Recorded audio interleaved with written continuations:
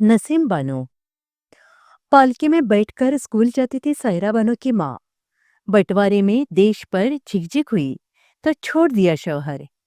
भारतीय सिनेमा के शुरुआती दौर की महिला सुपरस्टार अभिनेत्रियों की जब भी चर्चा होती है तो सबसे पहले या तो देविका रानी का नाम आता है या फिर विदेशी मूल की रूबी मेयर्स, जिन्होंने अपना नाम बदलकर बाद में सुलोचना कर लिया। उनका नाम आता है। लेकिन अगर आपने नसीम बानो के बारे में नहीं सुना तो फिर क्या आपने उस दौर की एक ऐसी खूबसूरत अभिनेत्री को मिस कर दिया, जो स्कूल भी जाती थी तो पालकी में बैठकर। देविका रानी और सुलोचना के चर्चे अपनी तहरीर से होते ही रहते हैं। लेकिन किसी हीरोइन के नाम पर फिल्में देखने का हिंदी सिनेमा में अगर किसी के नाम से शुरू हुआ है दौर, तो वह नसीम बानो ही थी। उन्हें हिंदी सिनेमा का पहला फीमेल सुपरस्टार भी माना जाता है। नसीम बानो का फिल्मी कनेक्शन आज के हिसाब से समझना हो तो ये जानना काफी है कि वह मशहूर अभिनेत्री सायरा बानो की माँ थी और हिंदी सिनेमा के दिग्गज सितारे दिलीप कुमार की सासू माँ। आइए जानते हैं उनकी जिंदगी से जुड़े कुछ दिलचस्प किस्से। 4 जुलाई 1916 को दिल्ली के एक रईस परिवार में जन्मी नसीम बानो का नाम पहले रोशन आरा बेगम था। उनकी मां चाह रही थी कि नसीम डॉक्टर बने, लेकिन फिल्मों के शौक ने उन्हें मां से बगावत करने पर मजबूर कर दिया। एक बार बम्बई, मतलब आज के मुंबई, यात्रा के दरमियान नसीम एक फिल्म की शूटिंग देखने गई, जहां उनकी मुलाकात सोहराब मोदी से हुई। सोहराब मोदी ने नसीम की खूबसूरती को देखते हुए उन्हें अपनी फिल्म में काम करने का ऑफर दिया। लेकिन मां नहीं चाहती थी कि नसीम फिल्मों में काम करे। लेकिन नसीम बानो को तो फिल्मों में ही काम करना था। वह सुलोचना की बहुत बड़ी प्रशंसक थे। उनकी फिल्में देख देख कर झुकाव फिल्मों की तरह लगा हुआ था। लेकिन जब मां ने फिल्मों में काम करने से मना कर दिया तो उन्होंने भूख हड़ताल कर दी। बेटी की जिद के आगे उनकी मां ने हार मान नहीं ली। नसीम बानो उन दिनों दिल्ली के क्वीन मेरी स्कूल में पढ़ रही थी। फिल्मों में उन दिनों काम करना निम्न स्तर का पेशा माना जाता था, जिसकी वजह से नसीम बानो को स्कूल से निकाल दिया गया और उनकी पढ़ाई अधूरी रह गई। उन्होंने फिल्मों में अपने करियर की शुरुआत साल 1935 में सोहराब मोदी की फिल्म खून का खून से की।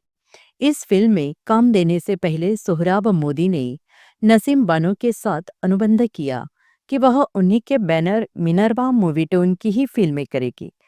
सोहराब मोदी की बनाई फिल्मों खान बहादुर, मिटा जहर, बसंती जैसी फिल्में करने के बाद नसीम की खूब चर्चा होने लगी और दूसरे निर्माता भी उन्हें फिल्में ऑफर करने लगी। लेकिन सोहराब के साथ अनुबंध में रहने की वजह से वह बाहर की फिल्में नहीं कर पा रही थी।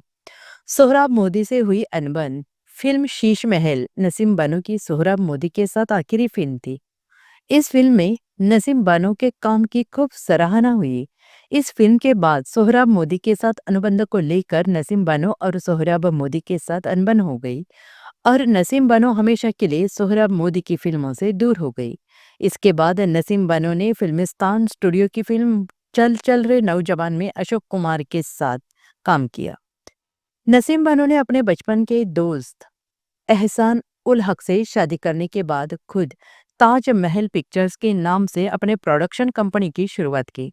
साल 1942 में नसीम बानो ने अपनी प्रोडक्शन कंपनी की पहली फिल्म बेगम का निर्माण किया। भारत पाकिस्तान बंटवारे के बाद नसीम बानो के पति एहसान पाकिस्तान चले गए। वह चाहते थे कि नसीम बानो भी उनके साथ पाकिस्तान चले, लेकिन नसीम बेगम ने पाकिस्तान न जाकर अपने देश भारत में रहने का फैसला किया और अपनी बेटी सायरा बानो और बेटे सुल्तान अहमद के साथ हिंदुस्तान में हो। पाकिस्तान जाने के बाद नसीम बानो के पति फिर कभी वापस हिंदुस्तान नहीं आए। नसीम बेगम ने अकेले अपने दोनों बच्चों की परवरिश की और बाद में दोनों बच्चों के साथ लंदन शिफ्ट हो गए, लेकिन वहां पर ज्यादा दिनों तक ठीक से नहीं रह पाई क्योंकि सायरा बानो की खून की बीमारी हो गई थी। कुछ लोगों ने जब कहा कि ये ब्लड कैंसर के लक्षण हैं, तो इस बात से नसीम बानो पूरी तरह से टूट गई। बाद में पता चला कि ब्लड कैंसर जैसी कोई बात नहीं है और इलाज से ठीक होने के बाद वह सायरा को लेकर फिर बम्बई शिफ्ट हो गई। सायरा के राजेंद्र कुमार से दोस्ती पर ऐतराज। बम्बई आने के बाद सायरा बानो ने भी अपनी मां नसीम बानो की तरह फिल्मों में अपना करियर बनाया। शम्मी कपूर के साथ उन्होंने जंगली फिल्म से अपने करियर की शुरुआत की। इसके बाद वह राजेंद्र कुमार के साथ फिल्में करने लगी। उन्हीं दौरान राजेंद्र कुमार के साथ उनके संबंधों के खूब चर्चे होने लगे। नसीम बानो नहीं चाहती थी कि सायरा का नाम ऐसे व्यक्ति के साथ जुड़े जो 3 बच्चों का पिता हो। बाद में सायरा ने अपने से 22 साल बड़े दिलीप कुमार से 11 अक्टूबर 1967 में शादी कर ली। सायरा बानो ने जब फिल्मों में काम करना शुरू कर दिया था, तब अपनी बेटी के ड्रेस डिजाइन का काम खुद नसीम बानो ही संभालती थी। 18 जून 2002 को 85 की उम्र में उन्होंने आखिरी सांस ली।